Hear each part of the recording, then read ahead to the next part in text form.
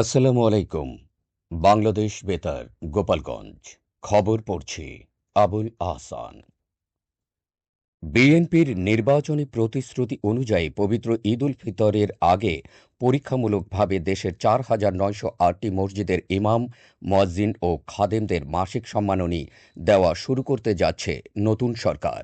এরই অংশ হিসেবে গোপালগঞ্জের ৪টি পৌরসভা সহ মোট ৭৩টি মসজিদ, ১০টি মন্দির ও ১০টি গির্জায় এই মাসিক সম্মাননী দেওয়া হবে বলে গোপালগঞ্জ ইসলামিক ফাউন্ডেশনের উপপরিচালক আবু ওবায়দা মোহাম্মদ মাসুদুল হক জানিয়েছেন।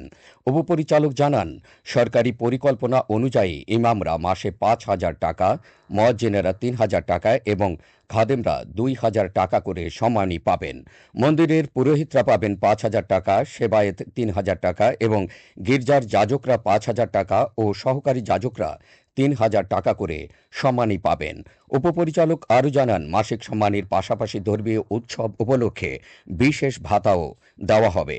পবিত্র ঈদ উল ফিতর ও ঈদ উল আজহায় সংশ্লিষ্ট ব্যক্তিদের ১,০০০ টাকা করে উৎসব ভাতা দেওয়া হবে। অন্যদিকে দুর্গাপূজা, বুদ্ধ পূর্ণিমা, বড়দিন উপলক্ষে ২,০০০ টাকা করে ভাতা দেওয়া হবে। আবু ওবায়দা জানান, ২৫ মার্চের মধ্যে সোনালী ব্যাংকের মাধ্যমে উপকারভোগী ব্যক্তিদের কাছে সম্মানীর টাকা পৌঁছে দেওয়া হবে। এর আগে আজ শনিবার রাজধানীর ওসমানী স্মৃতি মিলনায়তনে প্রধানমন্ত্রী তারেক রহমান এই কার্যক্রমের উদ্বোধন করবেন।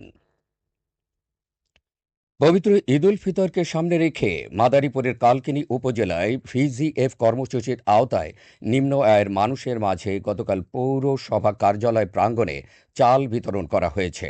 মাদারীপুর ৩ আসনের সংসদ সদস্য আনিসুর রহমান তালুকদার খোকন এতে প্রধান অতিথি হিসেবে সুবিধাভোগীদের হাতে ১০ কেজি করে চাল তুলে দেন। এ কর্মসূচির আওতায় কালকিনি পৌরসভা ও উপজেলায় ৬,০৩৩ জন নিম্ন আয়ের মানুষকে সহায়তা দেওয়া হয়। এর মধ্যে পৌরসভায় ৪,৬২৫ জন এবং উপজেলার ১,৪০৮ জন চাল পেয়েছেন।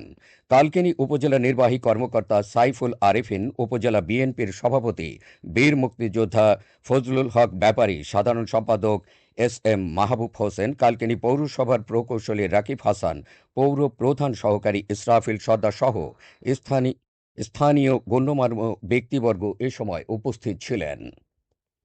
পবিত্র রমজান উপলক্ষে সৌদি আরবের উপহার হিসেবে পাওয়া খেজুর মাদারীপুরের কালকিনি ও ডাসার উপজেলায় মসজিদ, মাদ্রাসা ও এতিমখানায় বিতরণ করা হয়েছে। গতকাল সকালে কালকিনি উপজেলা পরিষদ চত্বরে এ বিতরণ কার্যক্রম অনুষ্ঠিত হয়।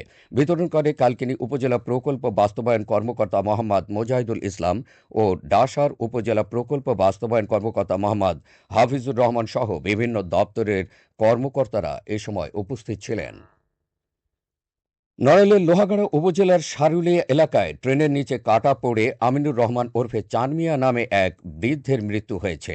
রেলওয়ে পুলিশ জানায়, গতকাল সকাল 7:30টার দিকে আমিনুর রহমান ওরফে চান মিয়া বাড়ির পাশের রেল লাইনের পাশে ছাগল বাঁধতে ছাগলের দড়ি খুঁটা রেল লাইনে পেঁচিয়ে যায়। ছাগলের দড়ি খুঁটা ছাড়ানোর সময় খুলনা থেকে ছেড়ে আসা ঢাকাগামী জাহানাবাদ এক্সপ্রেস ট্রেনের নিচে তিনি কাটা পড়ে ঘটনাস্থলেই মারা যান।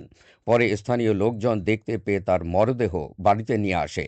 পুলিশ আরও জানায়, এ ঘটনায় পরবর্তী আইনি ব্যবস্থা গ্রহণ করা হবে। এবারে কৃষি সংবাদ।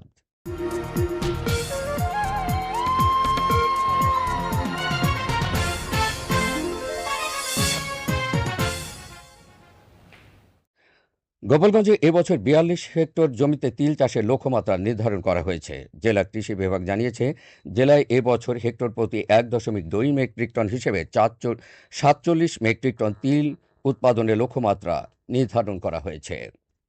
এদিকে চলতি রবি মৌসুমে নড়াইলের লোহাগাড়া উপজেলায় ৫,৩৬০ হেক্টর জমিতে সরিষা চাষ করা হয়েছে।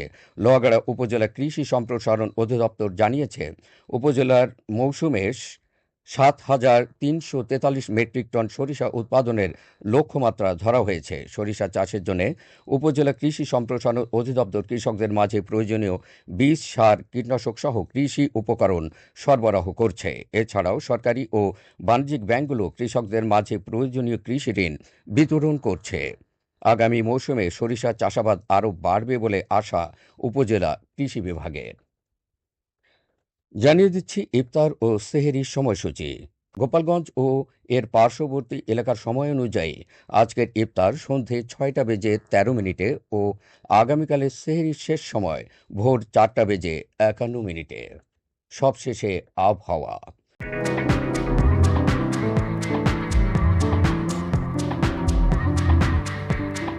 আজ বেলা ১টা পর্যন্ত আবহাওয়ার পূর্বাভাসে বলা হয়েছে দেশের অভ্যন্তরীণ নদীবন্দর সমূহের জন্য কোনো সতর্কবার্তা নেই এবং কোনো সংকেতও দেখাতে হবে না। খবর শেষ হলো। আমাদের পরবর্তী খবর প্রচারিত হবে সকাল ১০টা বেজে ৩০ মিনিটে বাংলায়।